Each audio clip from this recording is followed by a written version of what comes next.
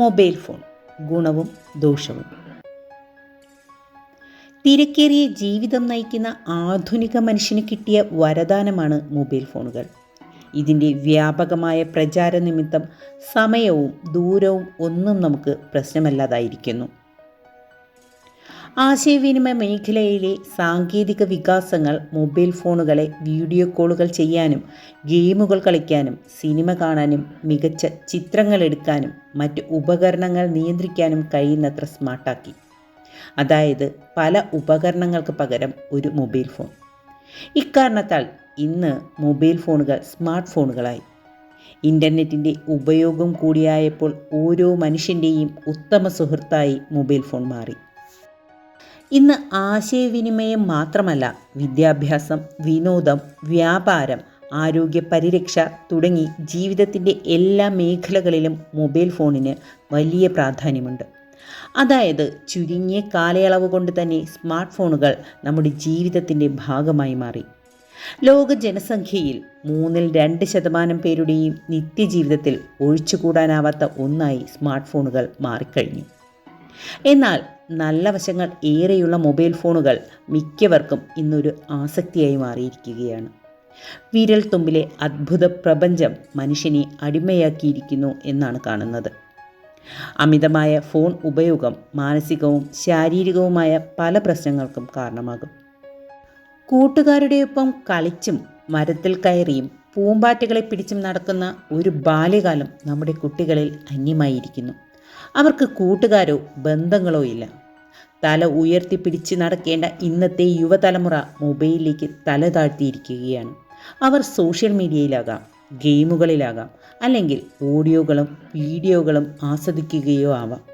കുട്ടികൾ ഏറെ നേരം മൊബൈലിൽ ചിലവഴിക്കുമ്പോൾ ഉറക്കം, കാര്യക്ഷമത, ഏകാഗ്രത എല്ലാം നഷ്ടപ്പെടും. അത് അവരുടെ പഠനത്തെയും ബുദ്ധിവികാസത്തെയും സ്വഭാവ രൂപീകരണത്തെയും ബാധിക്കാം. ഇന്നിപ്പോൾ കുട്ടികൾക്ക് മാത്രമല്ല, വീട്ടിലെ മുതിർന്നവർക്ക് പോലും ഈ പ്രശ്നങ്ങളിൽ നിന്ന് രക്ഷപ്പെടാൻ സാധിക്കുന്നില്ല. വീട്ടിലെ മുതിർന്നവർ പോലും മണിക്കൂറുകളോളം മൊബൈലിൽ ചിലവഴിക്കുന്ന അവസ്ഥയാണ് കാണുന്നത്. ആർക്കും ആരെയും ശ്രദ്ധിക്കാൻ നേരമില്ല. അതുകൊണ്ട് തന്നെ കുടുംബ ബന്ധങ്ങളിൽ വിള്ളലുകൾ ഉണ്ടാകുന്നു. കുട്ടികളുടെ ലോകം അവരിലേക്ക് മാത്രമായി ചുരുങ്ങുന്നു.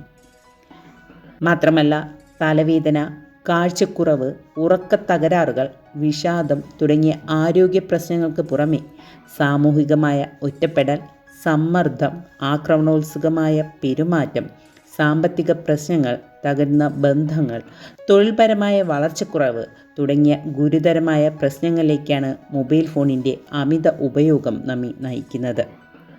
ഇത് വ്യക്തിബന്ധങ്ങളെ മാത്രമല്ല ബാധിക്കുന്നത്, സമൂഹത്തെ കൂടിയാണെന്നറിയുക. ഇന്ന് കേരളത്തെ ഞെട്ടിച്ചുകൊണ്ടിരിക്കുന്ന പല അക്രമങ്ങൾക്കും കുറ്റകൃത്യങ്ങൾക്കും ഭീകര പ്രവർത്തനങ്ങൾക്കും നമ്മുടെ കുട്ടികൾ വഴിതെറ്റുന്നതിനും പിന്നിലെല്ലാം ഒരു പങ്ക് മൊബൈൽ ഫോണിനുമുണ്ട് എന്നത് വിസ്മരിച്ചുകൂടാ. ഇതിനെല്ലാം പുറമെ സൈബർ കുറ്റകൃത്യങ്ങളും പലതരത്തിലുള്ള തട്ടിപ്പുകളും ഇന്ന് വ്യാപകമാണ്. ഈ അവസ്ഥ മാറേണ്ടതുണ്ട്. ബോധവൽക്കരണം കുട്ടികളിൽ നിന്നാണ് തുടങ്ങേണ്ടത് എന്നതിൽ സംശയമില്ല. മൊബൈൽ ഫോണിൻ്റെ ദൂഷ്യവശങ്ങളെക്കുറിച്ച് ചെറിയ പ്രായത്തിൽ തന്നെ കുട്ടികൾക്ക് മനസ്സിലാക്കി കൊടുക്കേണ്ടതാണ്. അതിന് മാതാപിതാക്കളും അധ്യാപകരും ആത്മാർത്ഥമായി പരിശ്രമിക്കണം. മൊബൈൽ ഫോൺ മാത്രമല്ല, ഏതൊരു സാങ്കേതിക വിദ്യയും നാം എങ്ങനെയാണ് ഉപയോഗപ്പെടുത്തുന്നത് എന്നതിനെ ആശ്രയിച്ചാണ് അത് നല്ലതും ചീത്തയുമാകുന്നത്.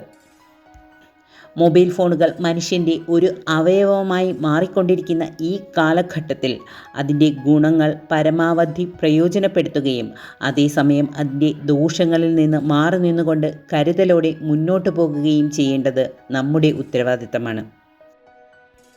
ഒരു നല്ല നാളേക്കായി പ്രാർത്ഥനയോടെ. നന്ദി.